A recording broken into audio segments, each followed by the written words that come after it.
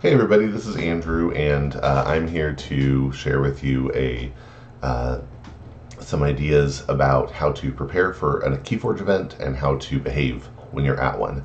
I am getting ready to go to an event later today with my daughters, and probably another one tomorrow just by myself. And as I was getting ready, thought, hey, this is useful information that I think a lot of people could benefit from to have these thoughts about how to prep for an event. Shout out before I actually jump in. A few years ago, as I was jumping into Netrunner, I watched a similar video to this one by the guys over at Team Covenant that really helped me to figure out what the heck I was doing. And I think that one was not specific to any game, but I watched it and applied it to what I was doing with Netrunner. And anyway, figured it would be cool to make one that is specific to KeyForge, but I do owe a lot to those guys for what they did with that video. So with that said, let's jump in. I can get my control working here. So there are a few key concepts that we're going to cover. Oh, I see what I did. So the first one is going to be what supplies, how to pack, and have the right things with you when you go to an event like this.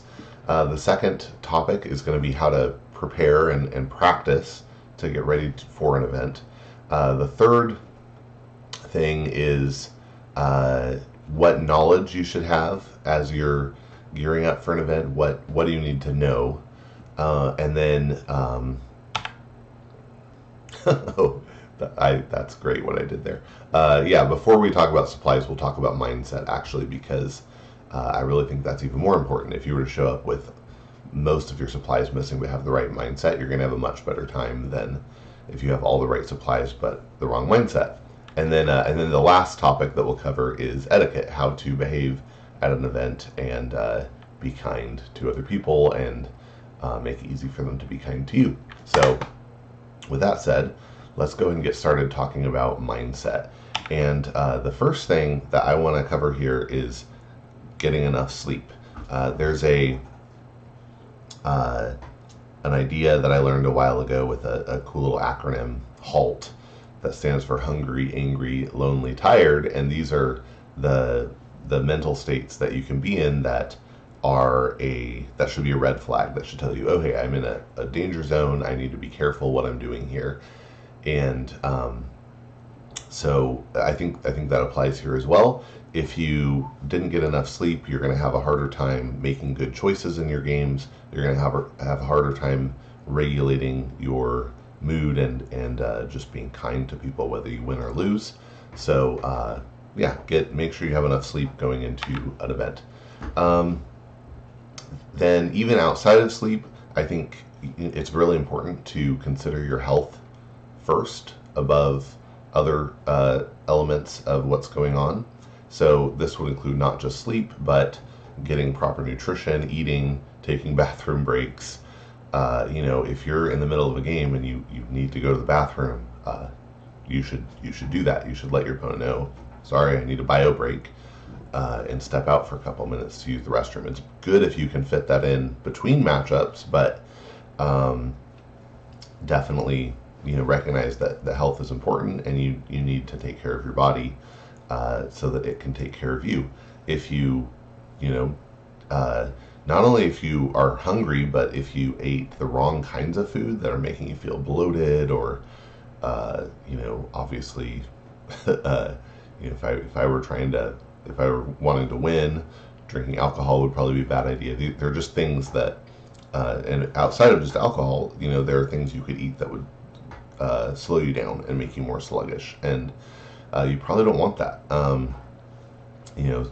big greasy burger might not be the best choice if you're going to be sitting there uncomfortable the whole time. So watch what you eat, make sure you do eat, and also take bio breaks as needed.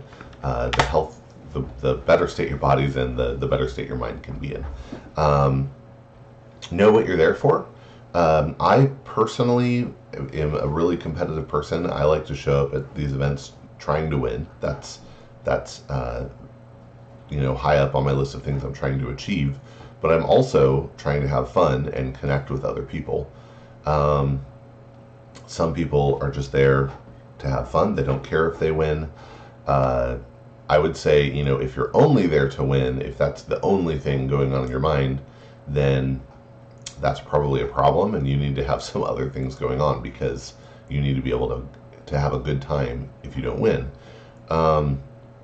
One way I do that within the framework of being a really competitive person is that I have what I would call a growth mindset, where when I lose, I'm searching for what I could have done better, what I can take away from the experience that will help me be better in the future, do better next time. So know what you're there for, and then also consider what others are there for, and realize that it's not always going to be the same as what you're there for.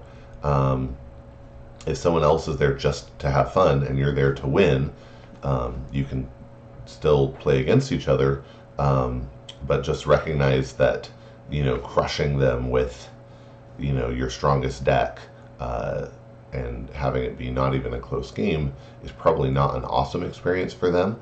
That doesn't mean you shouldn't bring that deck, but just recognize that there's kind of a mismatch going on there. And I'll come back to some ideas about this, but just be kind of aware, and that can help you do some things that could help you connect with that person in a positive way. Lose graciously. When you lose, congratulate the other person.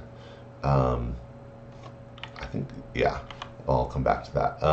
Congratulate the other person. I'll talk about this a little more in etiquette, but don't blame the deck. Don't blame the draw order. Acknowledge that they did a good job, that they made good choices. This is hard when you were hoping to win, or you were ahead and they swung from behind.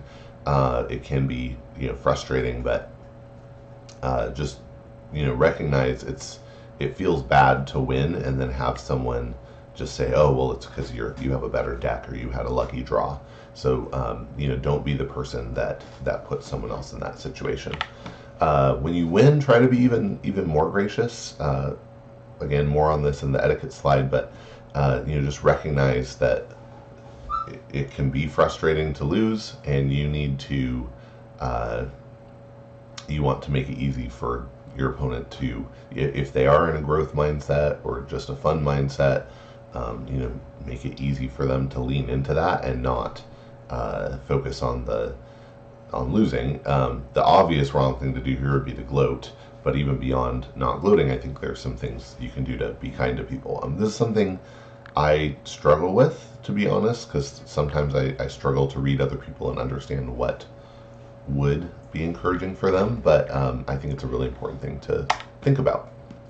And prefer fairness over winning. You do not want to win by cheating someone out of victory, and that goes not just to actually cheating, but abusing the rules, abusing the fact that your opponent didn't know some weird interaction.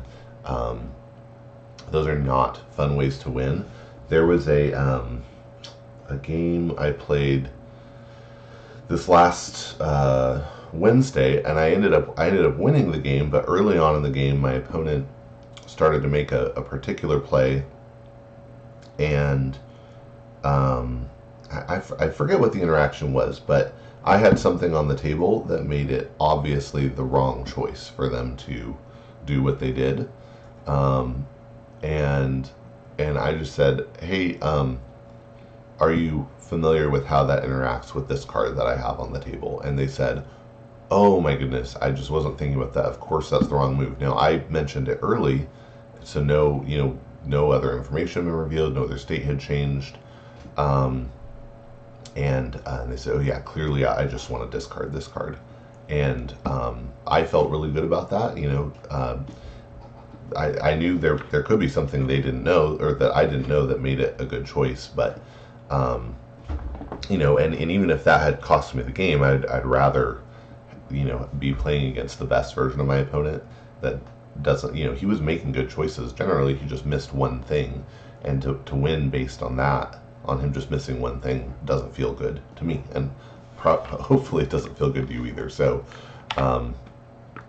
just prefer fairness over winning, and then be speed conscious. This goes to I guess if you're new to the game and still getting your feet under you, I would say just don't worry so much about always making the optimal decision. It's okay to just move a little faster even if you don't always choose the right thing. It's better to get in that speed. And if you are really familiar with the game, it might make sense to actually slow down. This last Wednesday made a couple of misplays because I moved a little faster than my brain, and I don't think there's one that might have cost me a game. I'm not totally sure. That one was more.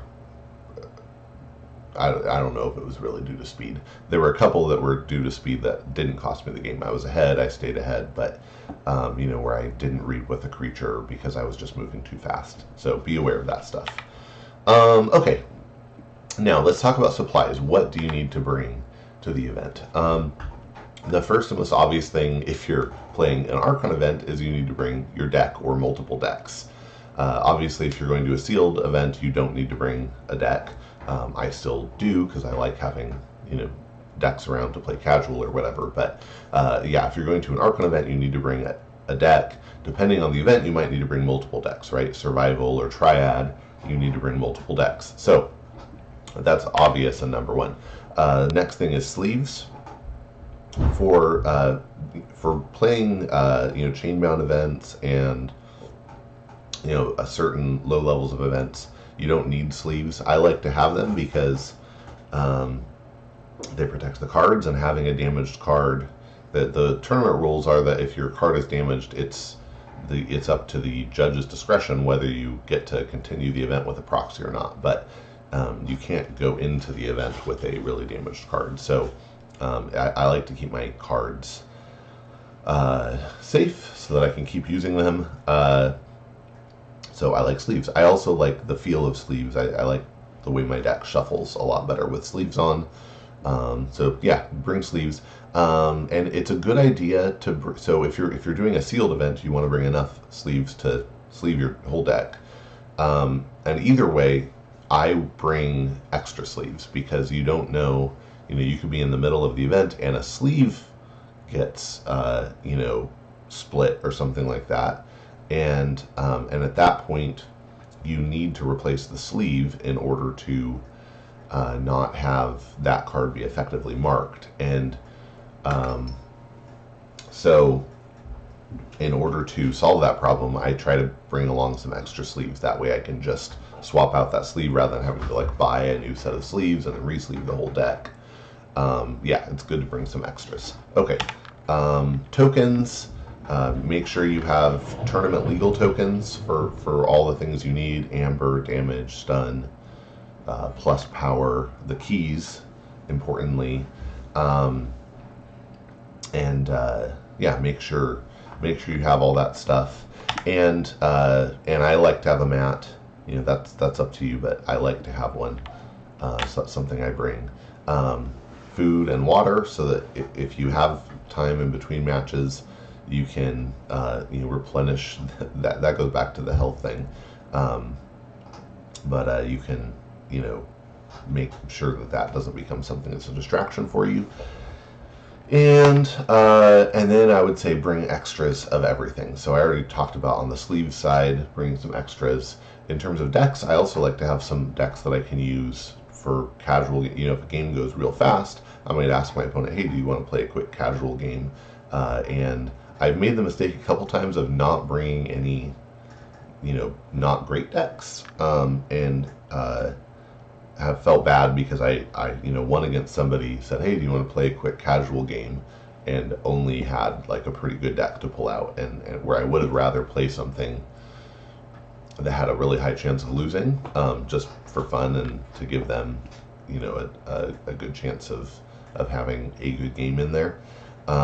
So I would, yeah, especially if you're at an event where you're trying to bring your best soul crushing decks, maybe consider also, bringing some bad decks to play casual with, or just not so great decks. Tokens, it's nice if you have enough for your opponent, if it comes down to it. Yeah.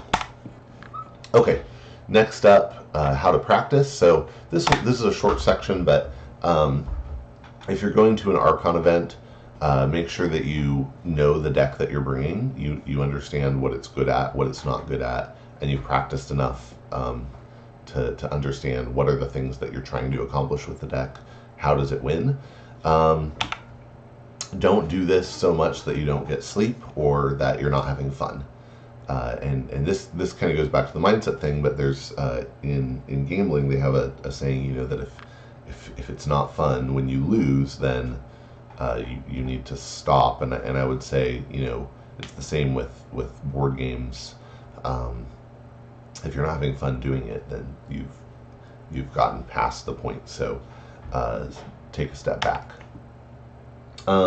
And really try to get a variety of experience piloting your deck, against different opponents. The right choices might be different based on what you're playing against, and so if you can build up that experience, that's going to help you. Okay, what do you need to know at a tournament? So first of all, this goes along with knowing your deck, but you need to be comfortable with the format that you're playing. If you're showing up at a triad event where part of the way the tournament works is you need to have 3 decks and you're gonna ban one of your opponents from your matchup, there's a little bit of complexity there. Just make sure you understand it, right? If you're going to do an auction event, understand the rules of the auction.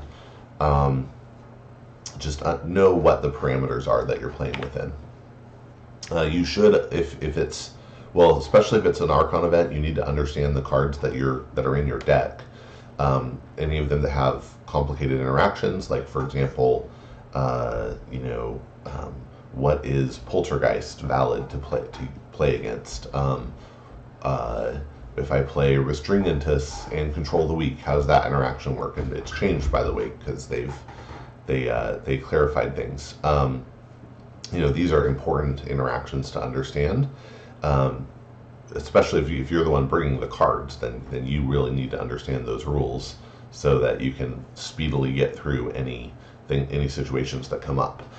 If it's a sealed event, then I would just say, as you're going through your deck, try to notice anything that you're not familiar with or that might be a problem, and try to see if you can figure it out before you get into the games. If you are familiar with all the cards, that's great, but I don't think that's necessarily required. But you should at least know what you're playing, especially in an Archon event. Have some idea what you're looking for in deck lists. I have another video that covers that topic pretty in depth that I'll link under this one. But generally speaking, I would just say know what you're worried about as you're looking at your opponent's deck list. If you're in a sealed event, then know what you're looking at in your own deck list as well. And this can grow as you go along. So if you're new, don't feel bad if you don't have a long list of things to look for. One of my favorite examples is the card Glorious Few, which was just not on my radar for a while until I was playing in a game against an opponent that had it in their deck list. They had 2 of them. I saw and thought, I'm not sure what that does, but no big deal, and proceeded to get really messed up by it because I had a deck that built big board state, so I constantly had more creatures than them. And Glorious Few, if you aren't familiar with it, says for each creature your opponent has more than you gain an amber. So they were able to really exploit what I thought was a benefit to me, having great board state. They were able to exploit it, gain a lot of amber, and win. And so, now that's a card I'll never forget what it does, and it'll always be something I look for in people's lists. So anyway, but it's okay if that list just builds up in your mind over time, but do have some idea what you're looking for. And then I think it's important to understand the event regulations. If you're new to the game, don't stress out about this. Other people will be able to understand and help you navigate. But these are things that don't come up in just day-to-day casual play, that could come up in a tournament situation, and you need to be aware. So one is how to resolve a tie. There's a specific series of events laid out in the tournament regulations. If a game goes actually, it shouldn't be tie resolution, but time resolution.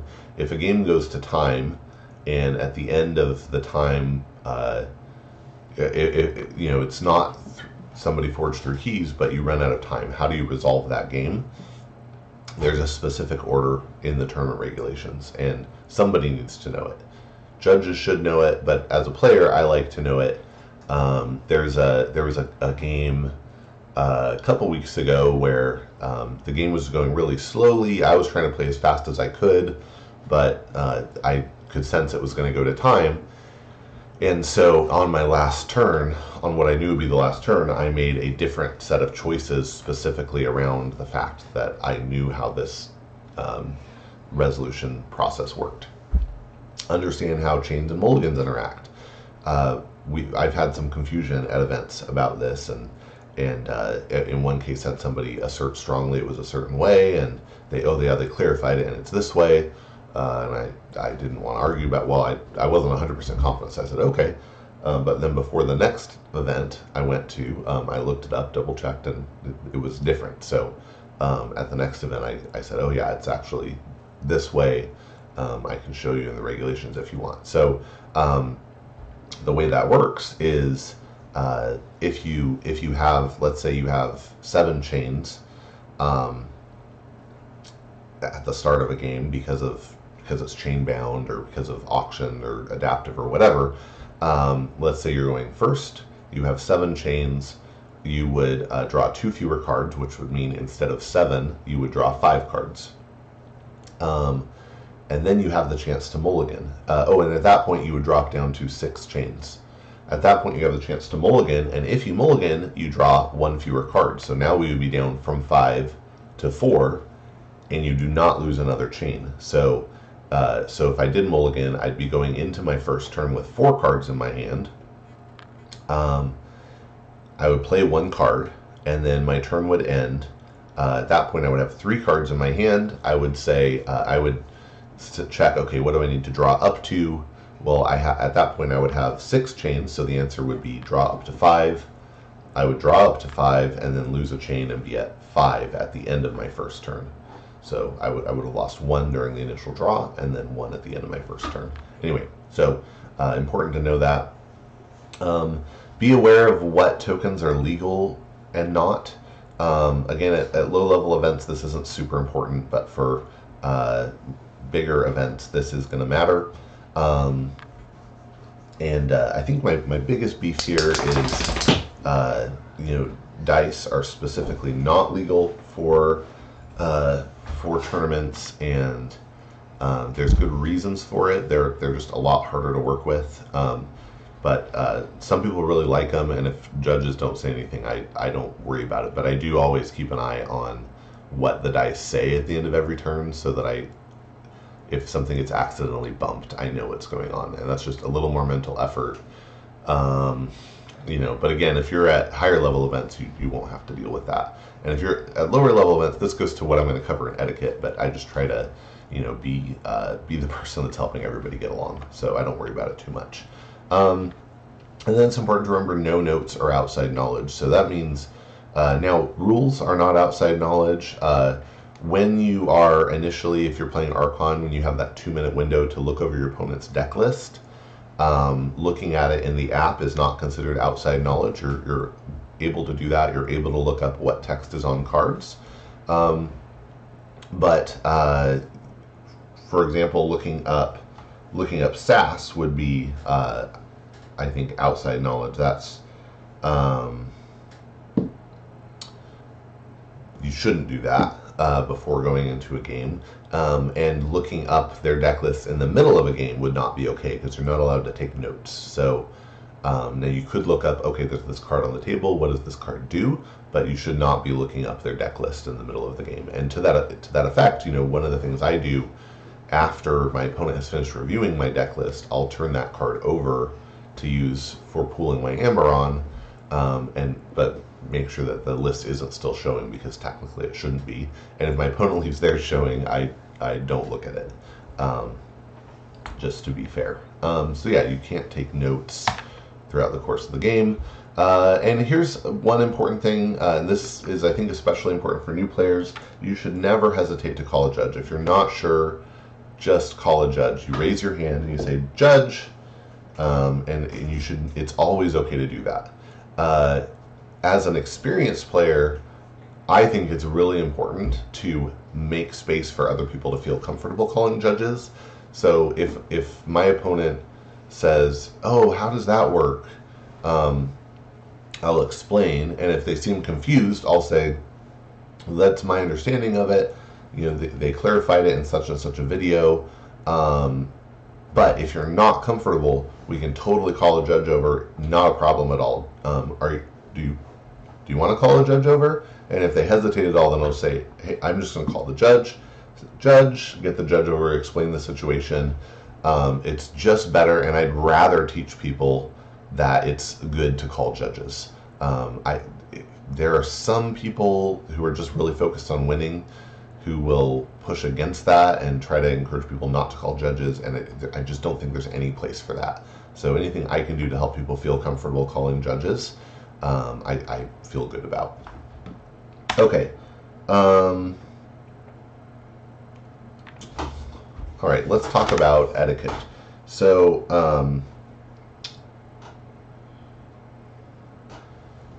the first thing I'll say here is I think it's important to try to be the peacemaker at an event, and what I mean by that is try to be the reason things are going smoothly and not the reason things aren't going smoothly.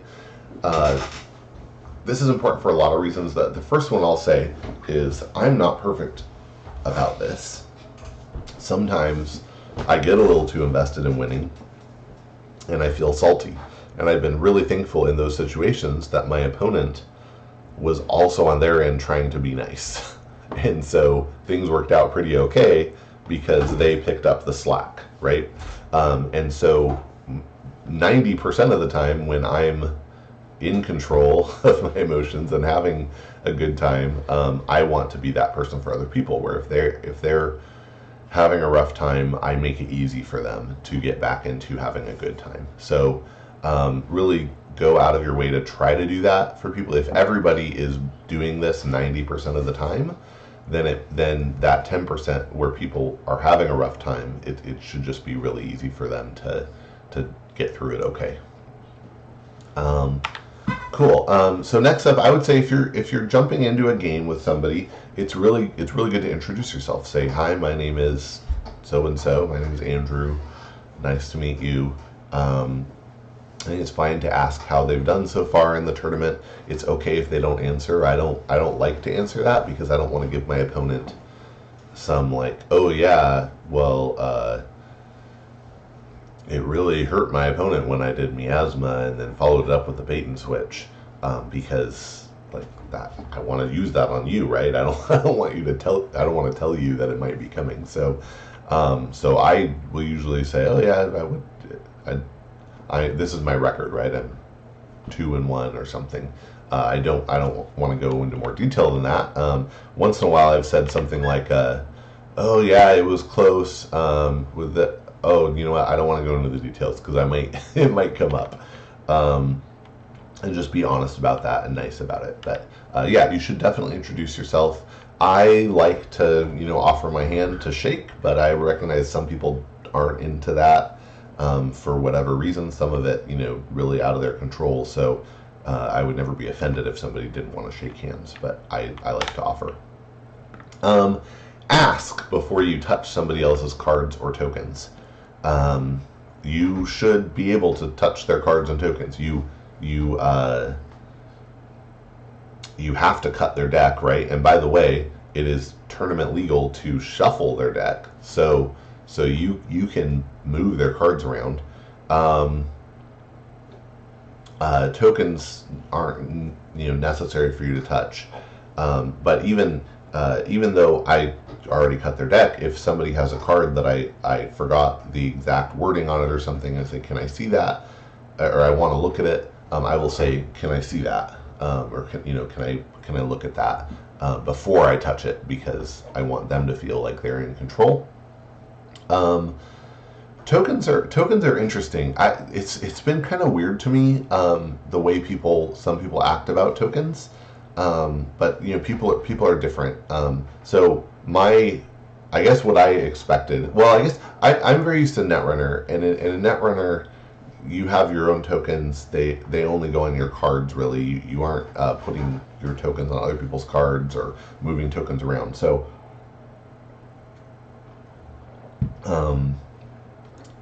So there's just not a lot of conflict there. In KeyForge, your tokens do get passed back and forth a little bit, right? Because they can capture your amber, you can capture their amber, you can steal. So then one person's amber ends up in the other person's pool. Some people will ask, oh, can we just use my tokens for both of us? And my answer is no. I brought these tokens. I'm comfortable with them. I want to use them. But you're welcome to use them if you want. But I will assert, I'm going to use my tokens because that's what I'm comfortable with, and I don't want to. I mean, I brought them to use them. But other people are welcome to use mine. Some people are comfortable. This is the way I prefer, with handling stealing by just physically handing the token off of my amber pool over to theirs or whatever. Some people would rather handle steal as like, I lose one, they gain one from their own pool, so that they only have the same kind of token on their card. That's fine.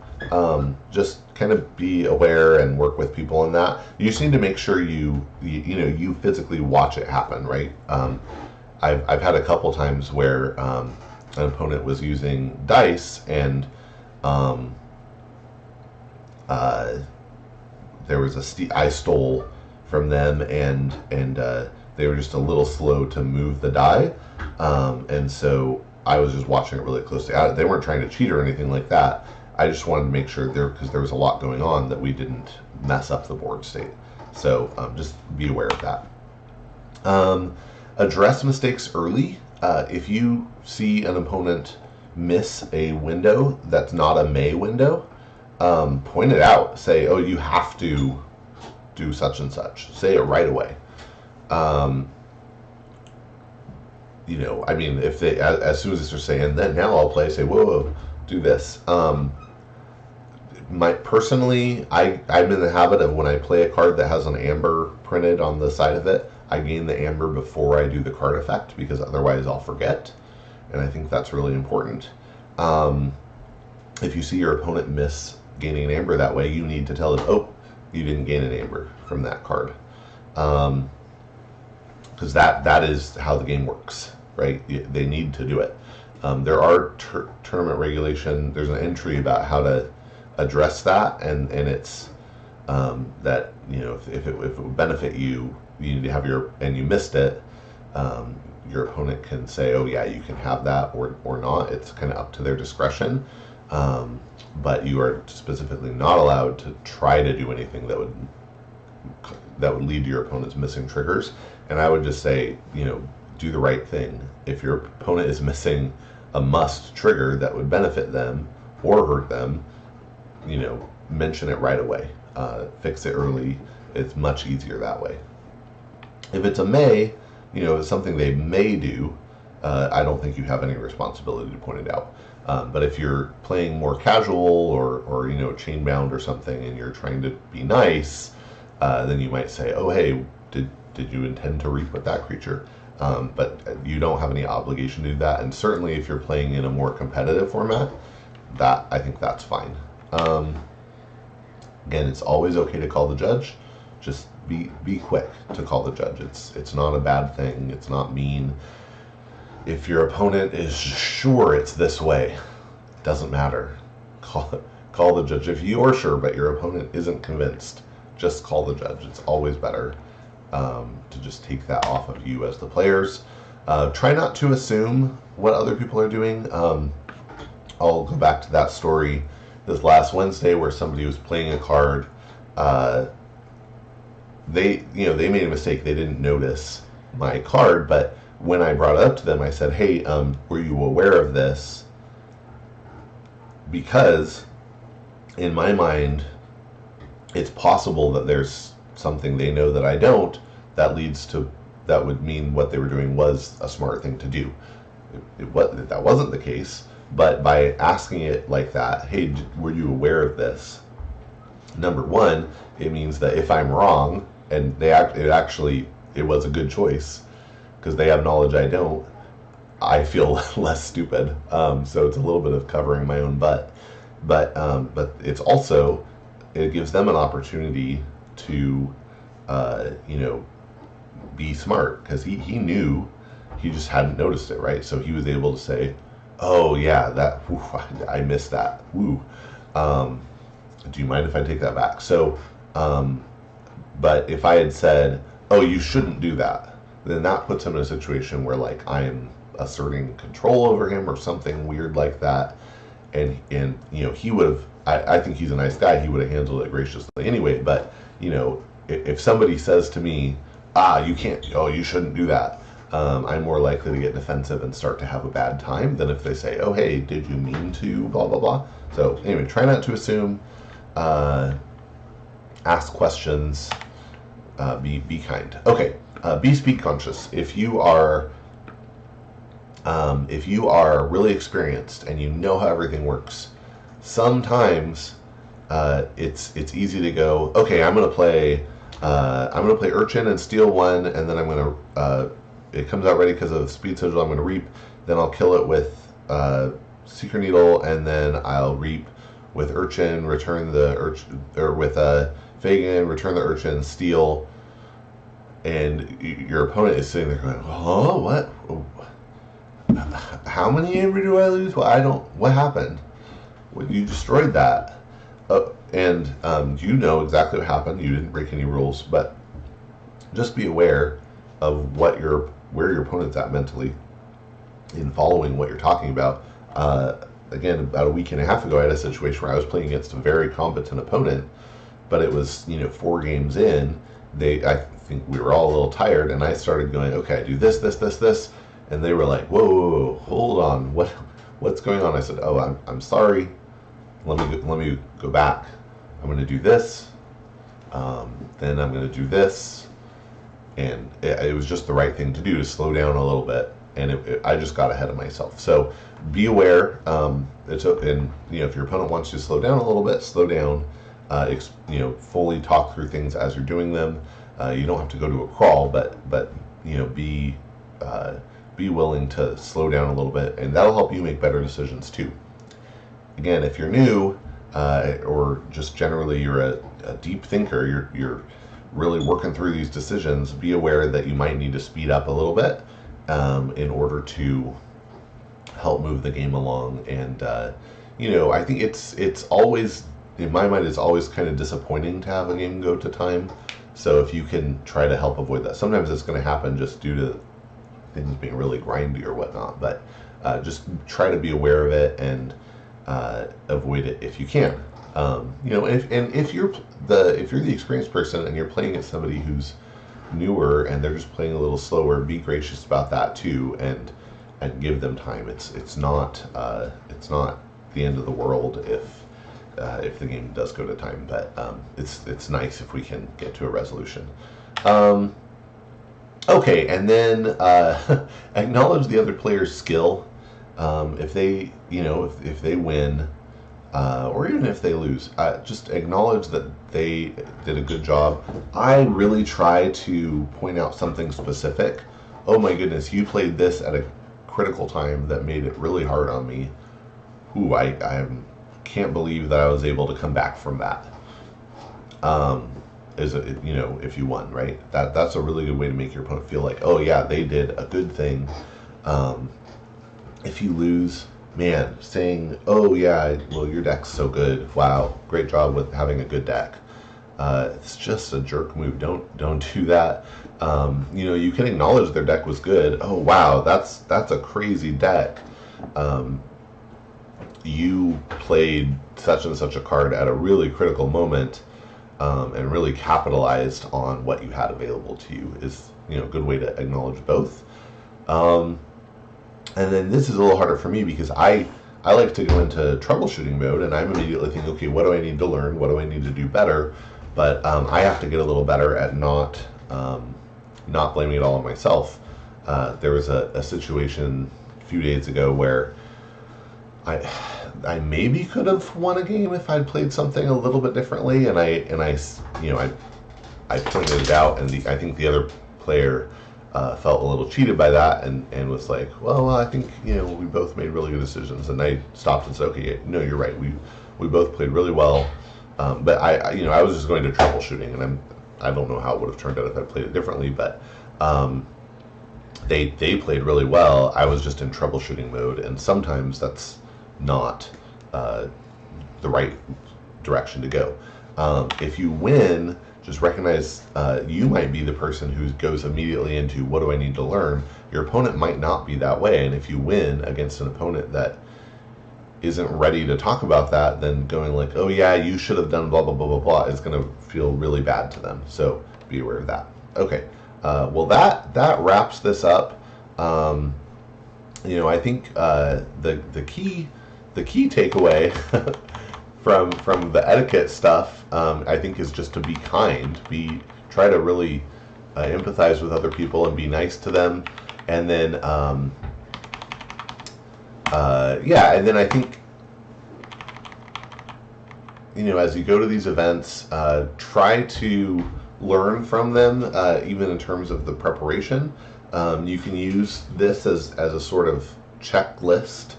But also you might find, oh, hey, there's something I need that's different, or this isn't important to me. Try to learn and then apply that to future events that you go to. And whatever you do, get out there and forge some keys. Thanks for watching.